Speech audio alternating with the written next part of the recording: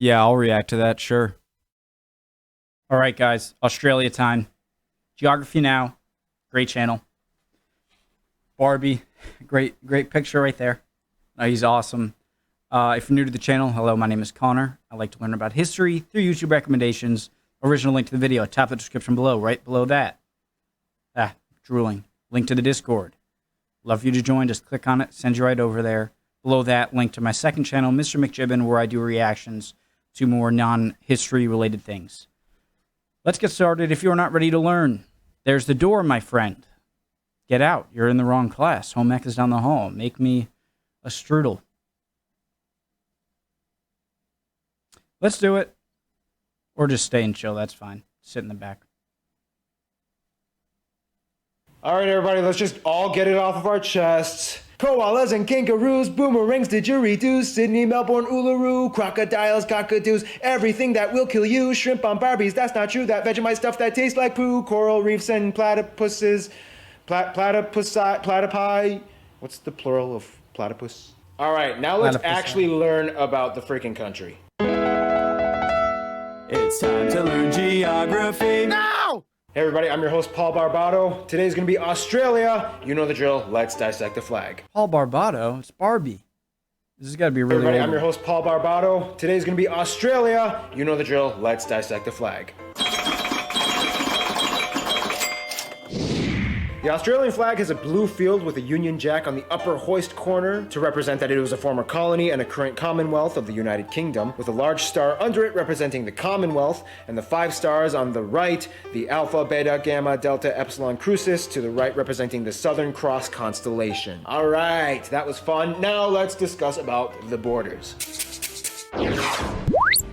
Now, obviously, as an island nation, or rather large one, but still an island, Australia doesn't have any borders with any other nations, but that doesn't mean that Australia doesn't have some rather intriguing parameters. The country divides itself up in a rather intriguing way. Like the US, Australia has states, not provinces. There is a difference. 6 of them, and each one kind of has their own little flair and quirks, like Tasmania, known for being crazy. Where things get a little interesting, though, are the territories. Australia has 3 domestic internal territories and 6 overseas territories. Technically 7 if you include the Australian Antarctic Territory, even though the Antarctic Treaty... Sorry, what is the Western Australia area? It must be huge. It must be bigger than Alaska, right? Wow, it is much bigger. Okay, so voice just cracked. Jesus, I'm like 15 again. All right, let's go. Technically 7 if you include the Australian Antarctic Territory, even though the Antarctic Treaty kind of bans anybody from claiming Antarctic soil as their own, which we will find out in future episodes that a lot of countries do a wonderful job at ignoring. The 3 internal territories are Northern Territory, Capital Territory, which is basically just the capital city of Canberra and some extra space around it, and the confusing little tyke Jervis Bay Territory. Jervis Bay was bought and developed to give the inland capital Canberra access to the sea, and eventually Jervis Bay split from the capital. However, it's still counted as part of the capital in elections. It's a little confusing, even though it really doesn't have much going for it, except for a small navy base and beaches that it kind of took from other neighboring towns. The most dramatic border area, though, would have to be the middle of Australia. For years, this slab of land didn't exactly quite know how to distinguish itself and has gone through 4 transitions in the past century. First, it was all South Australia, which didn't quite make sense because parts of it touched the northern parts of Australia, so it split into 2, 1 state and 1 territory.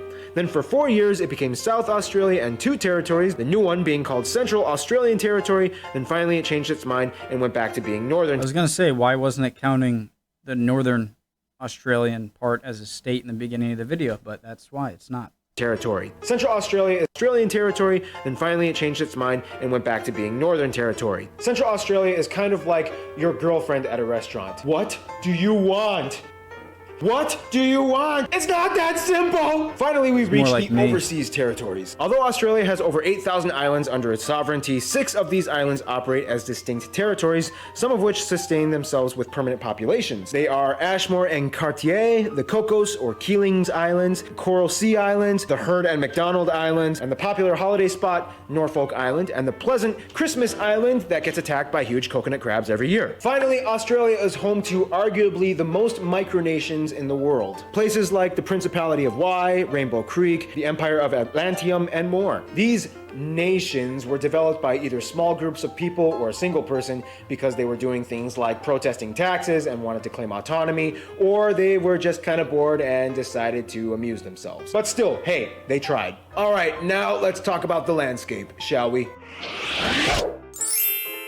Okay, not all of Australia is a desert, okay? Only about 35%. Okay, so besides Antarctica, Australia is the driest continent on the planet, which explains why, yes, 85% of the population lives along the edges of the country within 50 kilometers of the coast. Nonetheless, a lot of places, specifically around the coasts, actually have very temperate and even tropical landscapes. Sorry, imagine you just got like dropped right in the middle there.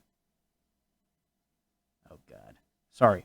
By the north, you find tropical zones and wetlands and rainforests. By the far edges on the east and west, you can find subtropical zones with lighter forests and plains. A little bit inland, close to the interior, you find grasslands and flat stretches of semi-arid terrain. In the southeast by Sydney, you find temperate, cooler, arid land with semi-tropical, yet slightly dry areas with an abundance of trees and plants. Then, of course, you have Tasmania, which is on a completely different level of green. Then we reach the deep interior, where we hit the great deserts like the Great Victoria and the Great Sandy Deserts. This area is famously known as the Outback. Where's the Outback is Uluru? essentially the area of Australia with long open stretches of red and orange desert that lays out beyond the horizon with few sparse populations of people that can be found anywhere. It has a dry, rocky, rugged terrain that everybody assumes is teeming with a variety of poisonous insects and reptiles, and, well, I mean, it kind of is, but still, there's more to it than just that. Oh, and don't forget Lake Hillier, that strange lake that is mysteriously naturally pink for some strange reason that baffles scientists. Now, if there's one thing that really epitomizes Australia, it would have to be its world-renowned beaches and coasts. People flock from all over the world just to enjoy the beautiful, pristine atmosphere of a real, authentic Australian beach. Just remember to put on your sunscreen, though. Australians actually kind of have a joke where they can tell who the ignorant tourists are. It's usually the ones who think they'll be totally fine sitting out in the sun for more than 20 minutes. Skin cancer rates are actually exceptionally high in Australia, and the population has acknowledged the precautions that they need to take. Now, we all know that Australia is home to some of the most unique and curiously distinct animal species in the world not found anywhere else. However, Australia is also known as the home of many feral species. Australia has over 50 invasive species that were brought over to the land from areas mostly in Europe, and over the course of nearly 1.5 centuries have bred and spread like wildfire all over the country. Animals like the European rabbit, red fox, water buffaloes, goats, pigs, even camels, and worst of all, the famous cane toad. They've all gone wild and have cost the Australian government billions of dollars in environmental damages and maintenance. Yeah, I don't really know how to transition into the demographics from this part, so here's demographics. Good. I love to see, so this is an older video, I love to see how they progress the channel. Today, Australia has a population of about 23 million people. Now, to many outsiders, Australia is kind of known as the place where the British sent their prisoners. First of all, that's rude. Second of all, that's only, like, kind of half true. Yes, during the early years of Australia's colonization from the UK, droves of convicts were sent to penal colonies in Botany Bay, which is now in present-day Sydney. Over 165,000 convicts, about 25,000 of which were women, were sent over the course of 80 years. Although the British weren't the first ones to discover Australia, it was actually the Dutch. As they came, they named the land New Holland and the adjacent island next door New Zealand after the province of Zeeland in the Netherlands. However, as we'll soon discover, the Dutch were really good at discovering places, but kind of not so good at colonizing and maintaining those. I was just about to say there are so many places like New Amsterdam and stuff, but there are so many places I'm finding in these videos and other history videos where the Dutch were the first ones there and they have some history and some names, but almost none of them are still, you know, Dutch territories or whatnot. Those places for themselves. However, most of Australia's population came from natural colonization from British non-convict nationals. Some would argue that Australia was kind of like the UK's version of Operation Backup Plan in case of America goes crazy. After the American Revolution, the UK tried to compensate for lost colonies by re-establishing new ones, and Australia was hot on the list. About 85% of the population is European. Asians make up the next largest minority of about 12%, mostly coming from China and India and other Southeast Asian countries like Vietnam and the Philippines. And by the way, yes, Australia does have black people, not many, but before the Federation began, Africans, mostly from sub-Saharan countries like South Africa, Mauritius, Zimbabwe, Zimbabwe, and Sudan, have historically resided in Australia. It wasn't until the 60s when African assistance programs allowed many Africans to study and eventually move to Australia. Today, they make up about 1% of the population. One demographic of people that commonly gets overlooked, though, would have to be the native Australians, commonly known as the Aborigines, which make up about 3% of the population. Aborigines are a very unique and distinct people group that come from hundreds of different tribes, each with their own language and dialect, spread throughout the north, south, and central regions. Today, Aboriginal rights are a huge hot-button topic in Australian legislation, and about 22% of the land of northern Australia is Aboriginal owned. In 2013, Aboriginal groups actually banded together and decided to kind of make their own little state called the Murrawarri Republic, independent from Australia. The Australian government, though, doesn't really recognize this claim and just kind of brushes it off with a meh, as long as you don't cause a civil war attitude. Well, as you can see, a lot of people have come to live in Australia, but now let's see how Australia interacts with the rest of the world. Australia is, let's just put it very simply, a very popular country. If this was high school, Australia would be on the top of the social ladder, hands down. Everybody knows something about Australia. When it comes to friends, though, Australia not only goes for the cool kids, but also the strategic ones. Of course, Australia gets along with many of its Asian neighbors. So New Zealand has got to be like your kind of Canada.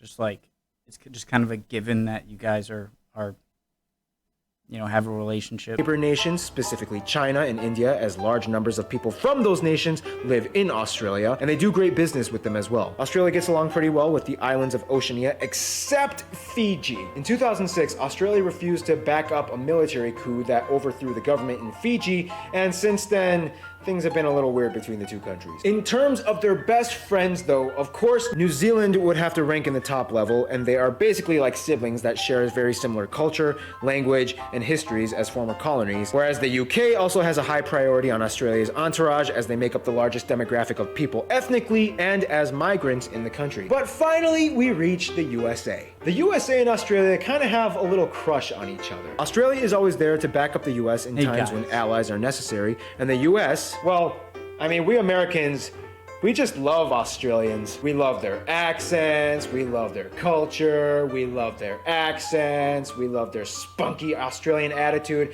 and we love their sexy, sexy accents. Almost any Australian that comes to the US is immediately loved and Not welcomed, false. even if they are slightly sociopathic. One sentence with that accent and we are smitten. We love you, Australia. In conclusion, Australia is just, everybody loves Australia.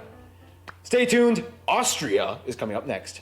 Cool. So it was cool to see. Obviously, great. Very informative about Australia. Learned some new things. But also cool to see. This is back in 2015, 7 years ago almost. Wow, time flies. But to see how the channel has progressed, this is definitely the earliest on video that they made that I've seen, and it's awesome to see how much they've grown. All right, great. I'm doing South Africa, or Brazil, or New Zealand next. I haven't decided. See you guys.